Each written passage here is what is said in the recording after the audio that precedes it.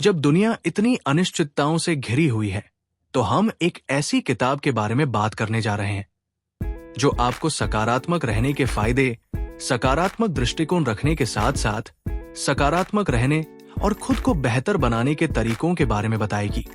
हम बात करने वाले हैं किताब गुड वाइब्स गुड लाइफ के बारे में, जिसे वेक्स किंग ने लिखा है। सकारात्मकता हमारी जिंदगी को जिस तरह से सुधारती है, नकारात्मकता उसी तरह से हमारी जिंदगी को खराब करती है।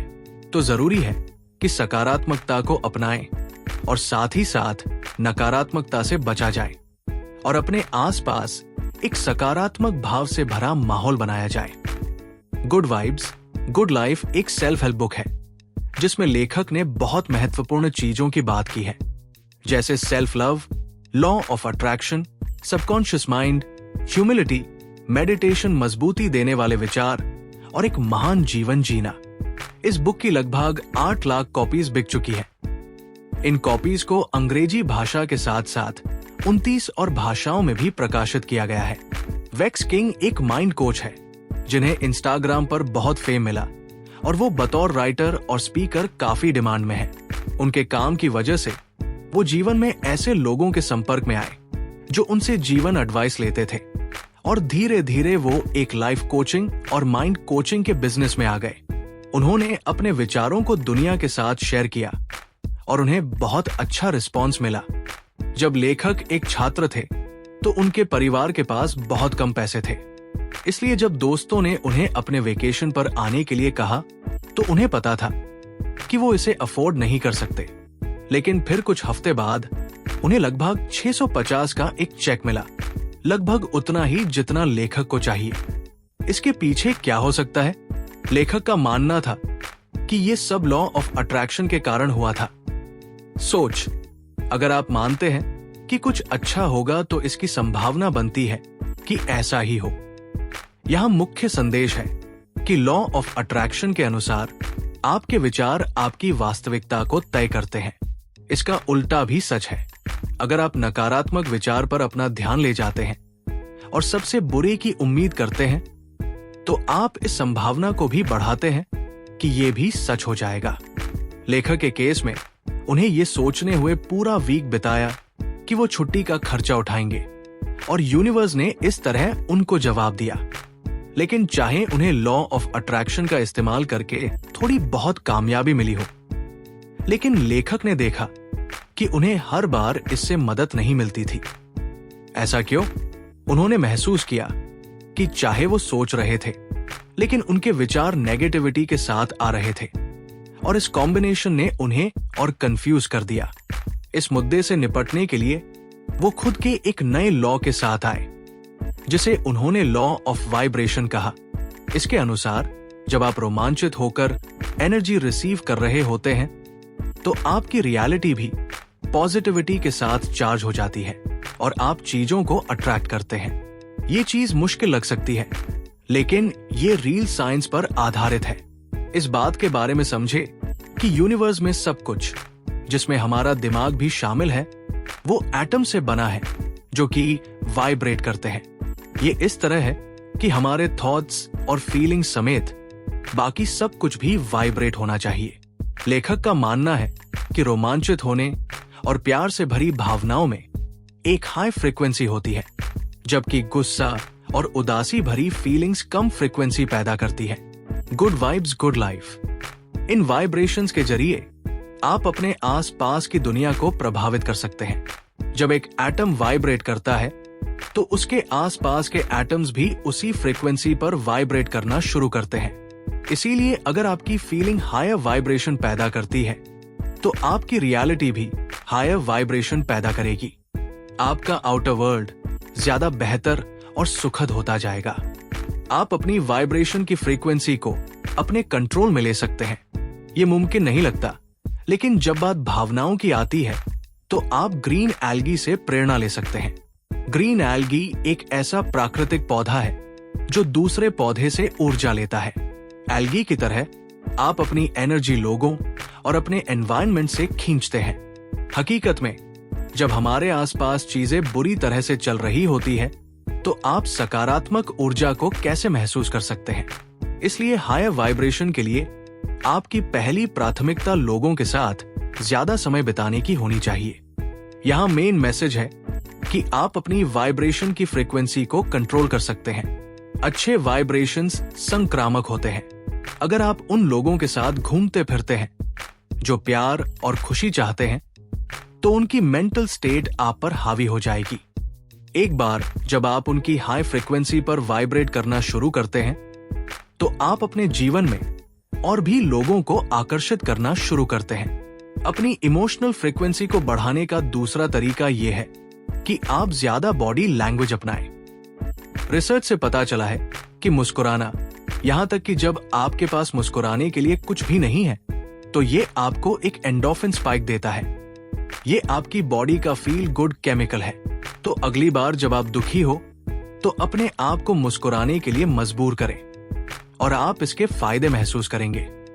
आप एक पोस्चर बना सकते हैं, अपने आप को एक इमोशनल एज दे सकते हैं। सोशल साइकोलॉजिस्ट ने पाया है कि दिन में सिर्फ 2 मिनट के लिए पावरफुल तरीके से खड़े होने या बैठने से टेस्टोस्टेरोन में 20% की वृद्धि होती है, एक ऐसा हार्मोन जो कॉन्फिडेंस को बढ़ावा देता है। तीसरा, आप ये भी पा सकते हैं कि अगर आप ज्यादा वाइब्रेशन चाहते हैं, तो आपको सोसाइटी से एक ब्रेक लेने की जरूरत है। मॉडर्न लाइफ से ब्रेक लेने से आपको रिचार्ज करने में मदद मिलती है। हालांकि ये आपको असामाजिक महसूस करवा सकता है, लेकिन ये पूरी तरह से हेल्दी है।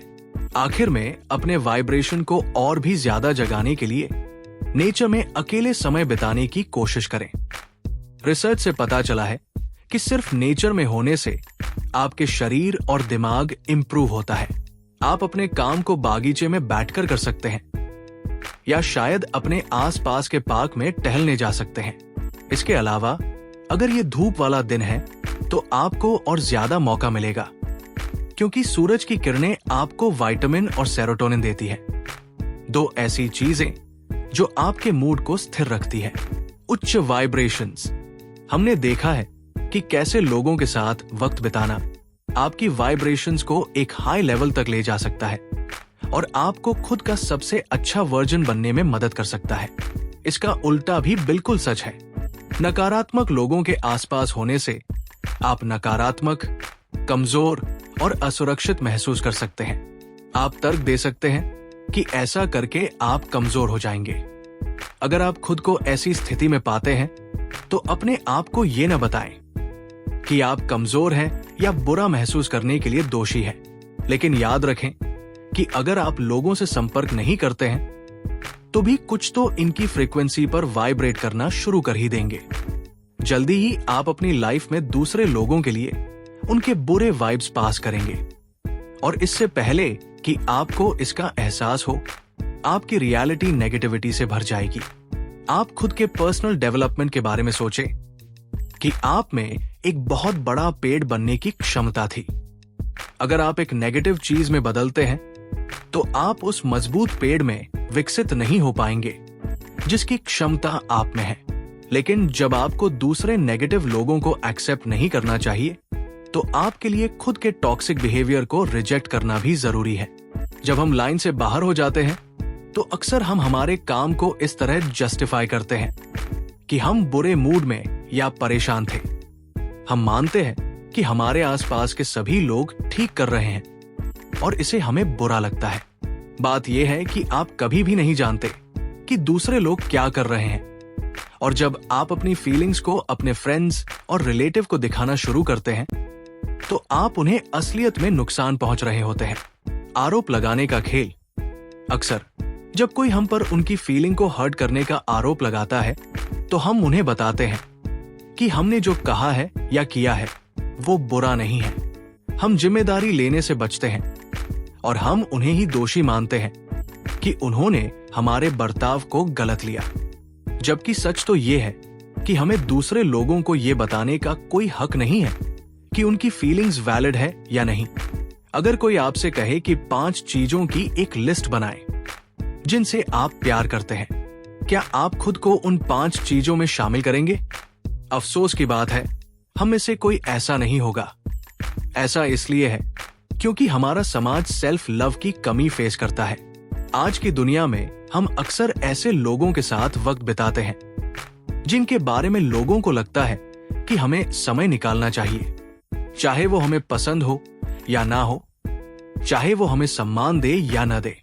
लेकिन हम कभी खुद से ये नहीं पूछते हैं कि क्या हम खुद से प्यार करते हैं, खुद की इज्जत करते हैं। ये एक समस्या है, क्योंकि सच्ची खुशी और संतुष्टि खुद को बिना शर्त के प्यार करने से आती है, और ये परवाह ना करना कि दूसरे आपके बारे में क्या सोचते हैं या महसूस करते हैं। यहां मेन मैसेज ये है कि अपने आप को सुरक्षित बनाने के लिए प्यार करें। असुरक्षा एक खतरनाक चीज है और ये आपके रिश्तों को भी इम्पैक्ट कर सकती है। एक प्रेमी के बारे में सोचें जो चुपके से अपने पार्टनर के मेल्स और मैसेज देखता है। ये ईर्ष्या असुरक्षा से आती है।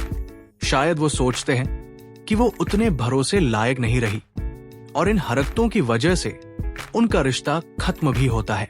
जब तक आप खुद से प्यार नहीं करते हैं तो दूसरे लोग आपके नकारात्मक विचारों का फायदा उठाएंगे और आपका प्यार करना भी मुश्किल हो जाएगा। सेल्फ लव का एक हिस्सा खुद के शरीर को स्वीकार करना है, जो कि आसान नहीं है, वो भी तब जब तक आप पर सोशल मीडिया पर मॉडल और मशहूर लोगों की फोटोज की भरमार हो रही हो। ये फोटोज कंपैरिजन को बढ़ावा देते हैं और आप खुद को कम महसूस करते हैं, और चाहे ऐसा लगे कि ये खूबसूरत लोग बाकी लोगों की तुलना में ज्यादा खुश हैं, लेकिन अक्सर ये लोग सेल्फ डाउट की फीलिंग से स्ट्रगल करते हुए दिख जाते हैं। लेखक ने एक बार एक सोशल मीडिया इन्फ्लुएंसर से बात की। उन्होंने कहा वो प्लास्टिक सर्जरी करवाने का स्ट्रेस फील करती है। बाद में लेखक ने अपनी फीमेल फॉलोअर से बात की।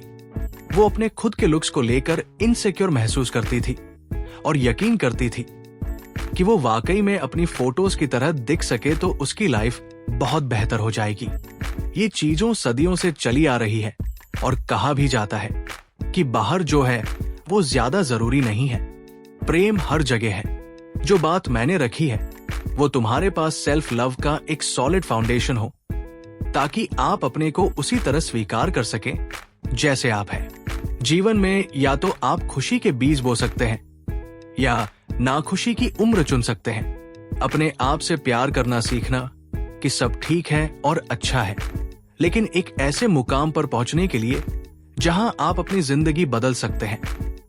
आपको ये समझने की जरूरत है कि आपके पास वास्तव में दो दिमाग है, एक नहीं। Good vibes good life summary. आपका पहला माइंड कॉन्शियस है। ये सभी विचार, भावना और जानकारी को रखता है जिनसे आप जागरूक हैं। हमारा दूसरा माइंड सबकॉन्शियस माइंड है। ये सभी मान्यता को रखता है जो सरफेस के नीचे मौजूद है। अपने दिमाग को एक बगीचे की तरह इमेजिन करें तो आपका सबकॉन्शियस माइंड मिट्टी की तरह काम करता है, जो सतह के नीचे दबा है लेकिन बहुत जरूरी है।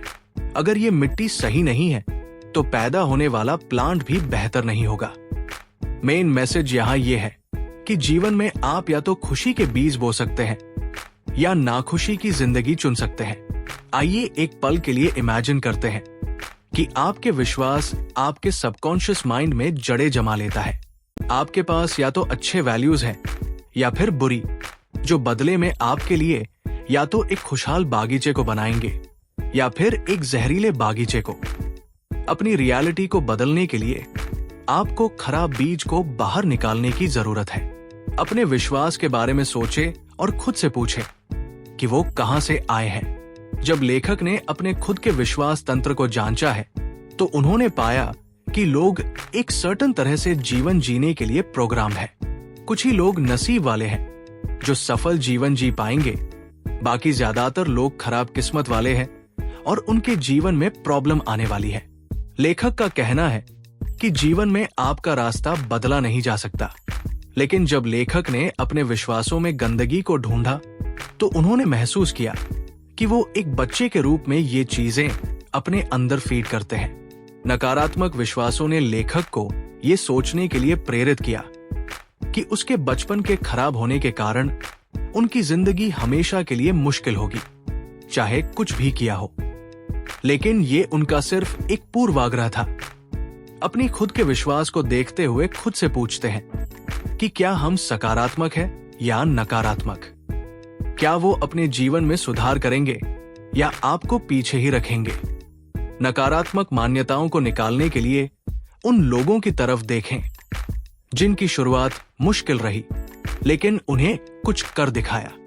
सकारात्मक विचार और विश्वास महत्वपूर्ण है, लेकिन आपकी रियलिटी तब तक नहीं बदलेगी जब तक आप उन पर काम न करें। बहुत से लोग हैं जो बहुत ज्यादा कामयाब होना चाहते हैं, लेकिन कुछ कर पाना उनके लिए मुश्किल काम है। सकारात्मक कार्रवाई का मतलब है कड़ी मेहनत और समर्पण। इसका मतलब है कि उन दिनों में भी मेहनत करना जब आप बैठकर आराम करना चाहते हैं। कई लोग अपने गोल तक पहुंचने के लिए उन पर काम करने में फेल हो जाते हैं और फिर वो सोचते हैं कि उनकी सकारात्मकता उनको इनाम क्यों नहीं दे रही है। वो खुद को बताते हैं कि उनके सपनों को हासिल करने के लिए बहुत सारी मुश्किलें हैं। उनके पास या तो वक्त नहीं है, या पैसा नहीं है, या एक्सपीरियंस नहीं है। जब ये चीजें उन्हें मिल जाएंगी तब वो उस पर काम करना शुरू करेंगे। बात यह है कि आपको बस इतना करना है कि अपने लक्ष्य को प्राथमिकता पर रखिए और उस तक पहुंचने के लिए अपने आराम को छोड़ने के लिए तैयार रहें। अगर आपको लगता है कि आप बस तैयार होने तक इंतजार करेंगे तो ये इंतजार बहुत लंबा भी जा सकता है। याद रखें, समय कभी भी परफेक्ट नहीं होता। आमतौर पर परफेक्ट समय कभी नहीं आता, और अगर आप इसके लिए इंतजार करते रहेंगे तो हो सकता है कि आप अपना कीमती समय गवा दे और बाद में पछतावे के अलावा ज्यादा कुछ न बचे। British business tycoon Richard Branson की कहानी पर गौर करें, जिन्होंने 16 साल की उम्र में एंटरप्रेन्योरशिप की दुनिया में कदम रखा और इसकी शुरुआत उन्होंने मैगजीन से की। उन्हें कई लोगों ने बताया कि मैगजीन का बिजनेस करने के लिए उनके पास पर्याप्त एक्सपर्टीज नहीं है, लेकिन ब्रांसन ने इस बिजनेस पर गिव अप नहीं किया और तब से लेकर अब तक अलग अलग 400 तरह के बिजनेस किए हैं।